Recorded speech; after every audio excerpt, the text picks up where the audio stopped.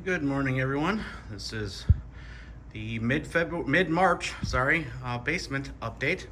We made some major accomplishments over the weekend. Had one of my friends over who brought his friend's pipe stretcher tool.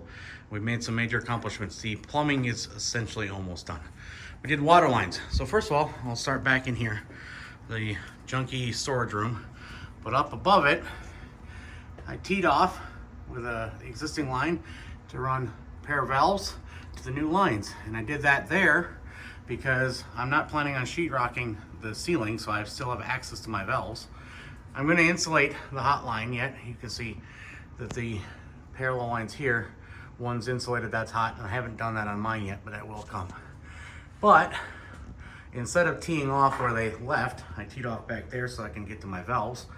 But then water lines run up and in. I tee off a couple places and runs down to the shower. You'll see that better in a second. But then also runs down over this way for the vanity and all that other stuff.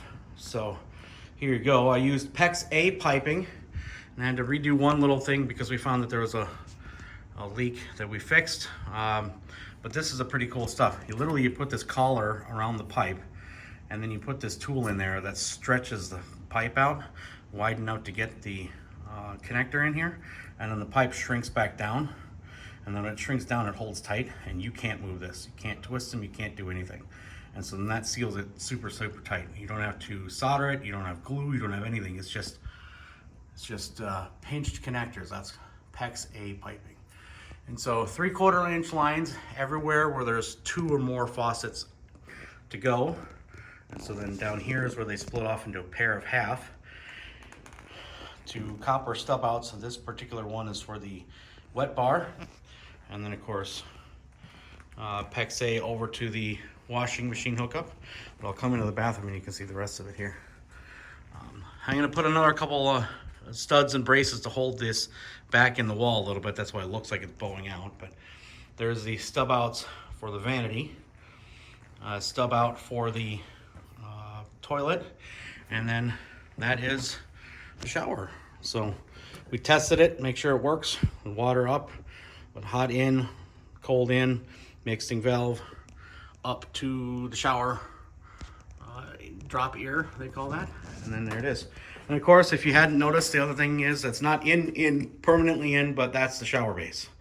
And I got that so that I can make sure that my drain is in the right spot, and that's just setting in the hole right now, so it's going to be there. But that's the shower base and the shower walls, and then that's the back of the shower there. So that'll be kind of nice. Expensive pieces of plastic.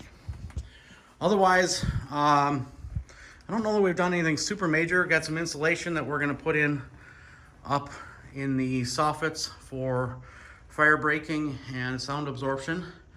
The only other thing that's really interesting to note is made a little change here on the radio. I invested in a new radio. Bought this from a friend of mine, Yaesu FTDX10, and so far it's working fantastically. Hooked up to my external tuner. The internal tuner is not even being used yet right now. Doesn't need it. The external tuner seems to be working just great. Right now the radio is just sitting here and listening to 10 meter WSJT, but we'll say band. You can just click the button. I didn't do it fast enough. Band 14, and here it is. This is the other nice thing. It shows you the spectrum display, so you can see what's on the band at any one particular time. So right there, that looks like a CW signal. A couple more down there, and it's kind of a cool deal. So there you go. That is the mid-March update of the basement remodel. Plumbing is done.